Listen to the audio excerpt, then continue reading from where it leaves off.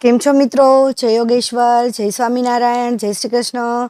હું છું શિલ્પા અને શિલ્પાસ કિચન રેસિપીસમાં તમારું સ્વાગત કરું છું. મિત્રો, આવી કાળઝાળ ગરમીમાં આપણને કંઈક ઠંડુ અને મીઠું ખાવાનું મન થાય જ. પણ જ્યારે માર્કેટની આઈસ કેન્ડીની વાત આવે ને, ત્યારે એમાં રહેલા પ્રિઝર્વેટિવ અને આર્ટિફિશિયલ કલર અને ખાંડ એ જોઈને જ આપણે અટકી જઈએ છીએ. એટલે જ આજે હું તમારા માટે એક એવી જાદુઈ રેસીપી લાવી છું જે સ્વાદમાં તો માર્કેટની કેન્ડીને પણ ટક્કર આપશે, પણ ગુણોથી ભરપૂર હશે. કોઈ જ આર્ટિફિશિયલ કલર કે એસેન્સ કે ખાંડ વિના આજે આપણે બનાવીશું નેચરલ આઈસ કેન્ડી. આપણે આમાં એકદમ તાજા ફળોનો ઉપયોગ કરીશું. આ કેન્ડી એટલી સોફ્ટ બને છે કે તમે આંગળી અડાડશો તો પણ તે આરામથી બ્રેક થઈ જશે. બરફ જેવી કડક જરાય નહીં લાગે. જો તમે તમારા બાળકને કંઈક હેલ્ધી અને ઠંડુ ખવડાવવા માંગતા હોય ને, તો આ રેસીપી તમારા માટે છે. તો છેલ્લે સુધી જોઈ લેજો. આ વિડીયો જોયા પછી તમે બહારની કેન્ડી લાવવાનું હંમેશા ભૂલી જશો. તો આ સુપર ટેસ્ટી અને હેલ્ધી કેન્ડી બનાવવાની શરૂઆત કરીએ એ પહેલાં મારે તમને એક વાત કહેવાની છે કે જો તમે મારી ચેનલને હજુ સુધી સબસ્ક્રાઈબ ના કર્યું હોય ને, તો સબસ્ક્રાઈબ કરી લેજો. કેમ કે આવા જ નવા વિડીયો હું લાવતી રહું છું. અને બાજુમાં જે બેલ આવે ને એને પણ ઓન કરી દેજો, જેથી નવા વિડીયોની નોટિફિકેશન આવે અને નવો વિડીયો તમે તરત જોઈ શકો. અને હા, વિડીયો કેવો લાગ્યો ને એ મને કમેન્ટમાં જણાવજો. જો વિડીયો તમને થોડો પણ ઉપયોગી લાગે તો તમારા ફ્રેન્ડ સર્કલ સાથે શેર જરૂર કરજો, જેથી એમને પણ ઉપયોગી બની શકે. તો ચાલો બનાવવાનું શરૂ કરીએ.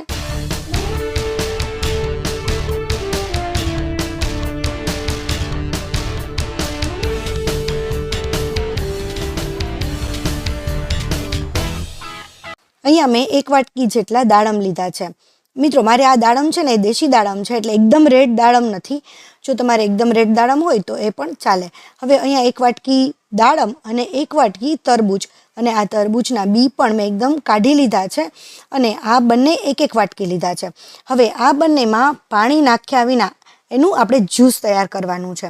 તો અહીંયા સરસ જ્યુસ તૈયાર કરી લીધું છે. પણ જ્યુસ બનાવવામાં એક ધ્યાન રાખવાનું કે જ્યારે પણ આપણે દાડમનું જ્યુસ બનાવીએ ને, ત્યારે એ મિક્સરમાં ક્રશ નહીં કરવાનું.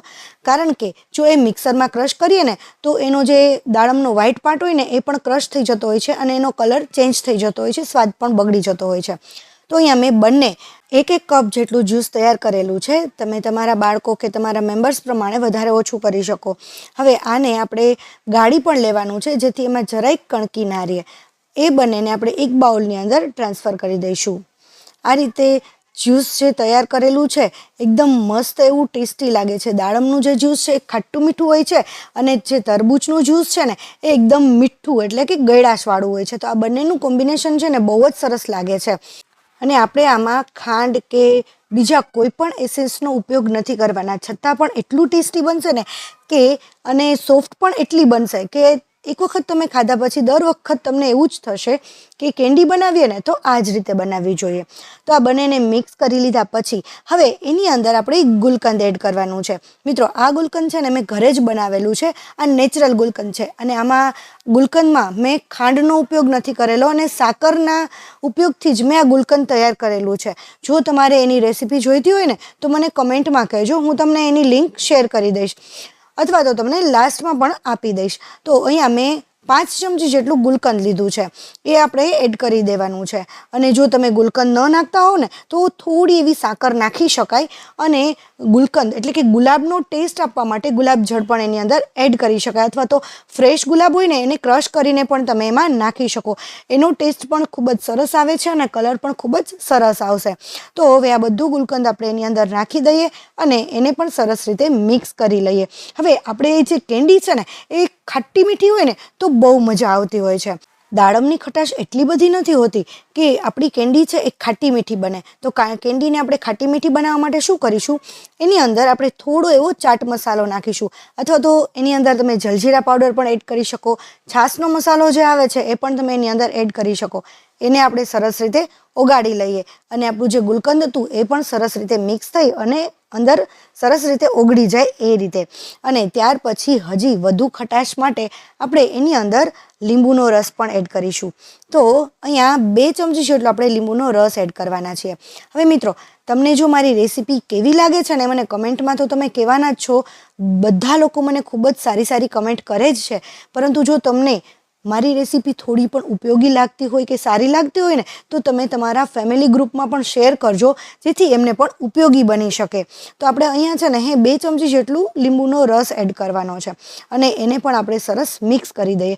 હવે ઘણી વખત આપણે કેન્ડી બનાવતા હોઈએ ને ત્યારે શું થાય કે આપણી બરફ જેવી કેન્ડી બનતી હોય છે, કે બરફ ખાતા હોય ને એવું લાગતું હોય છે, અને જ્યારે બહારની કેન્ડી ખાઈએ ને ત્યારે એકદમ સોફ્ટ લાગતી હોય છે એવું લાગે છે.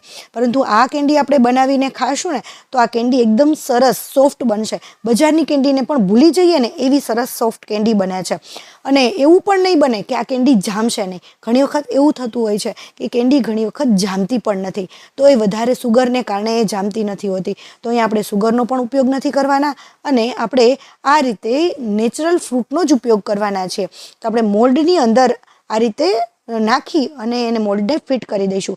જો તમારી પાસે આ રીતે મોલ્ડ ન હોય ને તો તમે તેને નાના નાના ગ્લાસમાં સેટ કરી અને ઉપરથી ફોઇલ પેપર, જે એલ્યુમિનિયમ ફોઇલ આવે છે એ રાખી અને ઉપર સ્ટીક પણ રાખી શકો છો. એ રીતે પણ તમે કરી શકો છો. અને અહીંયા હજી થોડું મારે વધ્યું છે તો એને આપણે બીજું મોલ્ડ છે મારી પાસે, તો એની અંદર આપણે ફિટ કરી દઈશ. ઘણા લોકોની એવી ફરિયાદ હોય છે કે પ્લાસ્ટિકના આવા મોલ્ડ હોય છે ને તો એમાં આપણી કેન્ડી છે ને એ બરોબર પ્રોપર જામતી નથી. પણ હું તમને અહીંયા એ પણ બતાવીશ કે આ પ્લાસ્ટિકના જે મોલ્ડ આવે છે ને એમાં પણ આપણી કેન્ડી કેટલી સારી બને છે અને કઈ રીતે સારી બનશે. તો અહીંયા આપણે આ બંને મોલ્ડને પેક કરી અને ઉપરથી એની સ્ટીક પણ ફિટ કરી દઈએ. અને આને આપણે છે ને ફૂલ ફ્રીઝર એટલે કે એકદમ ટેમ્પરેચર, હાઈ ટેમ્પરેચર ઉપર આપણે 8 થી 9 કલાક સુધી રાખવાનું છે. ઓવરનાઇટ પણ તમે રાખી શકો છો. હવે 10 કલાક જેવું થયું ને ત્યાર પછી મેં અનમોલ્ડ કરું છું. અને અહીંયા તમે જે બરફ છે ને, બહાર જે બરફ જામી ગયો હોય એને હળવા હાથે સાફ કરી લઈએ. એટલે આપણા હાથની જે ગરમી હોય ને એનાથી એ ઇઝીલી નીકળી જશે. તમે પાણીમાં પણ બોળી શકો છો અને ઇઝીલી આ રીતે કાઢશો ને તો પણ એ નીકળી જશે. વાવ, એનો કલર કેટલો મસ્ત અને સ્વાદમાં તો ખૂબ જ સરસ લાગે છે.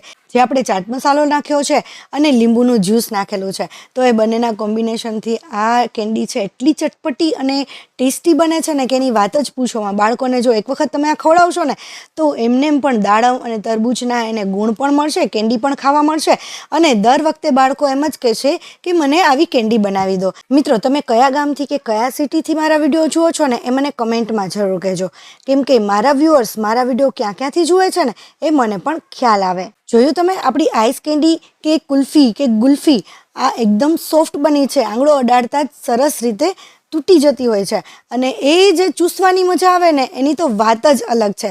બરફ જેવી કઠણ જરાય નહીં બને. તો મિત્રો, તમે આવી કેન્ડી ઘરે બનાવશો કે નહીં એ મને કમેન્ટમાં કહેજો. અને રેસીપી ઉપયોગી લાગી હોય તો શેર કરવાનું ના ભૂલતા. અને હા, હજી જો ચેનલને સબસ્ક્રાઈબ ના કરી હોય તો આવી જ નવી નવી રેસીપીઓ જોવા માટે ચેનલને સબસ્ક્રાઈબ કરી લેજો. Thank you for watching. નવી રેસીપી અને નવા વિડીયો સાથે ફરીથી મળીશું. ત્યાં સુધી બાય બાય, ટેક કેર.